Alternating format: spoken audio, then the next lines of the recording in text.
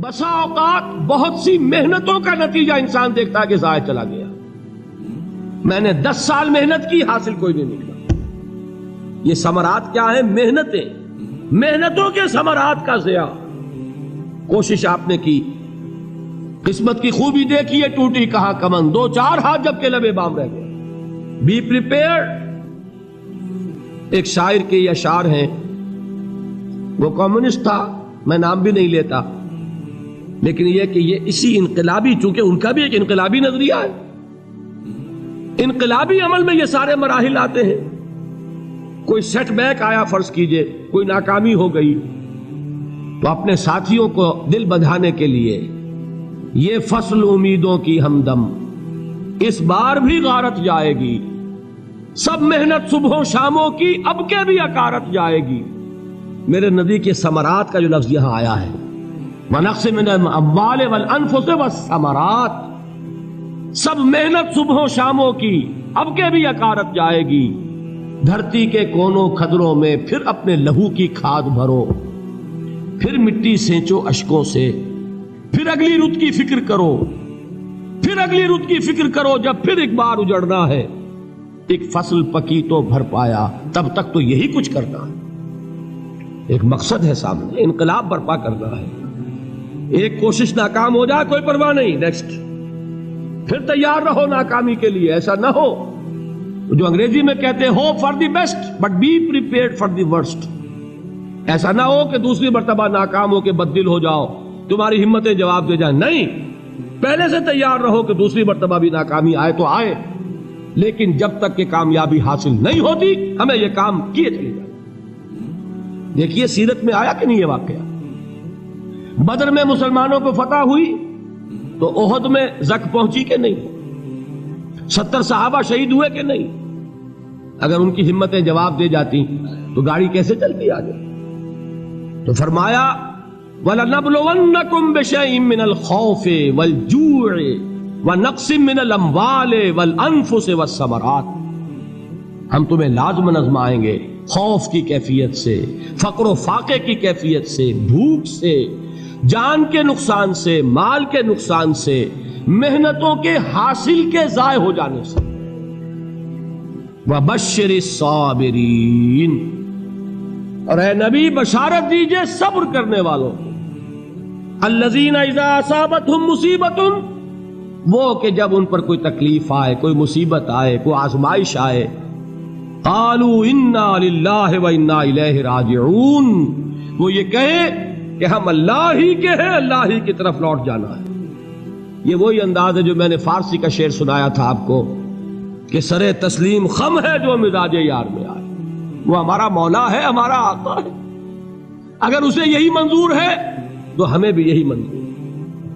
میں نے تسلیم و رضا کی بات کی تھی نا، آپ کو کچھ شعر سنائے تھے. ایک شعر اور سنیے، اور یہ کس کا ہے؟ محمد علی جوہر کا.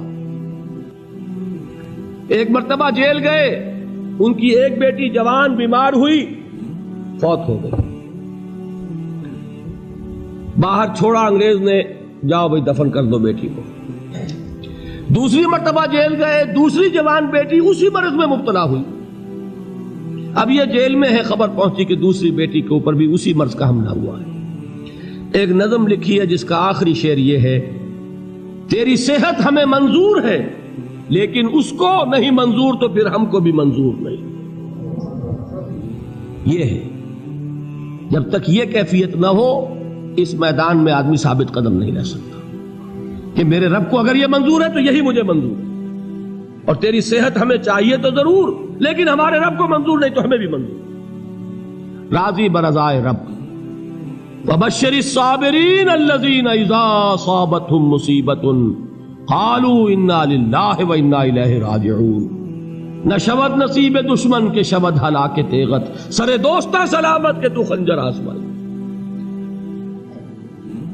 اولئک علیہم صلوات من ربہم ورحمہ، یہی ہیں وہ لوگ جن پر ان کے رب کی طرف سے عنایتیں ہیں اور رحمتیں ہیں.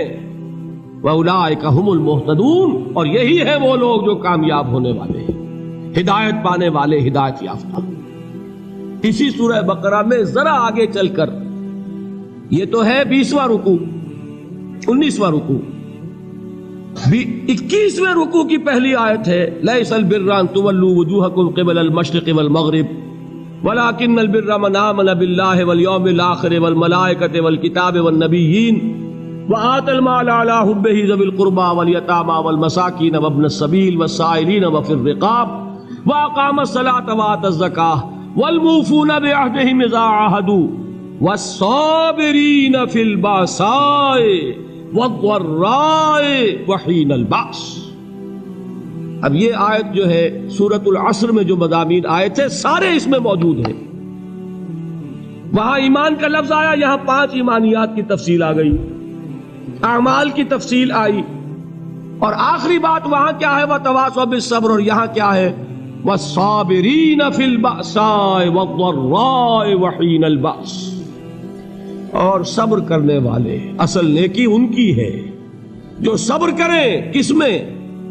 جنگ کے وقت. ضرائے، بأسائے، بأسا کہتے ہیں فقر اور فاقہ. واحد آئے گا باس تو اس کے معنی جنگ، اور باسا جمع میں آئے گا تو فاقہ، فقر، بھوک. اور ذرائع جسمانی تکلیف، ضرر، جسمانی تکلیفوں میں صبر کرنے والے، فقر اور فاقے میں صبر کرنے والے، اور جنگ کے وقت صبر کرنے والے. اولئک الذین صدقوا واولئک هم المتقون. یہ ہیں وہ لوگ جو صبر کرنے والے ہیں، یہ ہیں جو سچے ہیں، جو اپنے دعوے میں نیکی کے اور ایمان کے صادق ہیں، اور یہی وہ لوگ ہیں جو متقی. اگلی سورت ہے سورہ آل عمران، اس میں 2 لفظ آئے ہیں آخری آیت، یا ایھا الذین آمنوا اصبروا وصابروا ورابطوا واتقوا اللہ لعلکم تفلحون.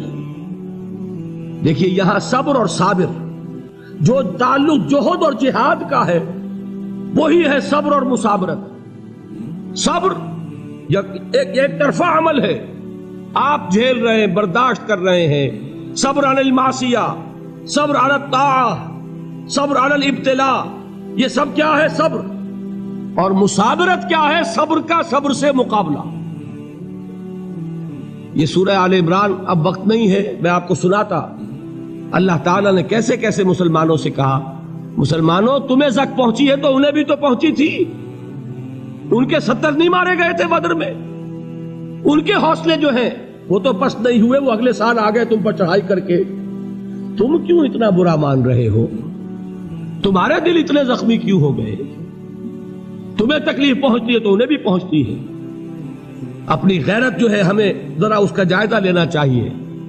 لوگ باطل نظریات کے لیے کتنی قربانیاں دے رہے ہیں، لوگ باطل چیزوں کے فروغ کے لیے کتنی محنتیں کر رہے ہیں. جیسا کہ میں نے ابھی کہا تھا، اسی غیرت کو چیلنج کرنے کے لیے، ذرا آپ کی حمیت دینی کو جوش دلانے کے لیے، قادیانی نوجوان کتنی تعداد میں اپنے آپ کو دین کے لیے وقف کرتا ہے، اور آپ کتنے نوجوان ہیں جو اپنے آپ کو دین کے لیے وقف کرتے ہیں،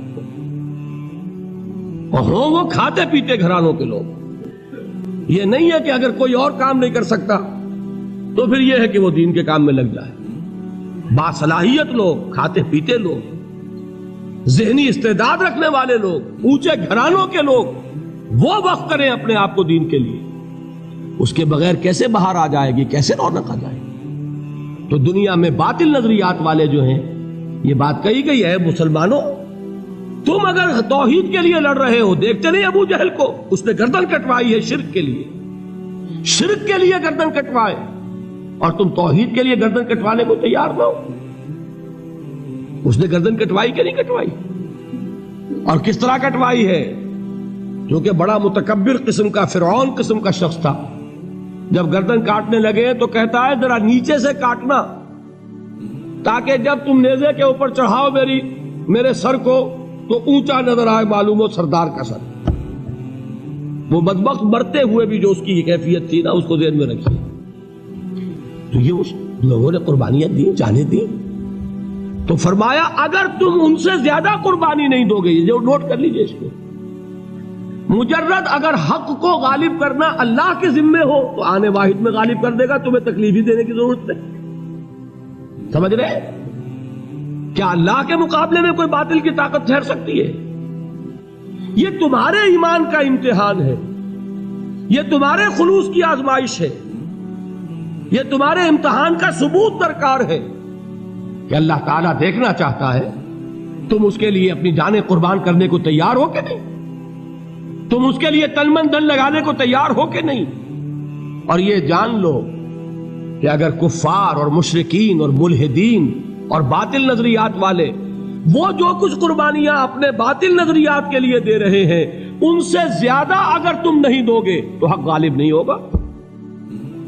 انہوں نے جو صبر کیا ہے اپنے باطل نظریات پر، اگر تم اس سے زیادہ صبر کا ثبوت نہیں دو گے اپنے اس حق پر تو حق غالب نہیں ہوگا۔ اس لیے فرمایا یا ایھا الذین آمنوا اصبروا وصابروا، نہ صرف یہ کہ صبر کرو بلکہ صبر میں اپنے دشمنوں سے آگے نکلو، ان کے صبر سے بڑھ کر صبر کرو۔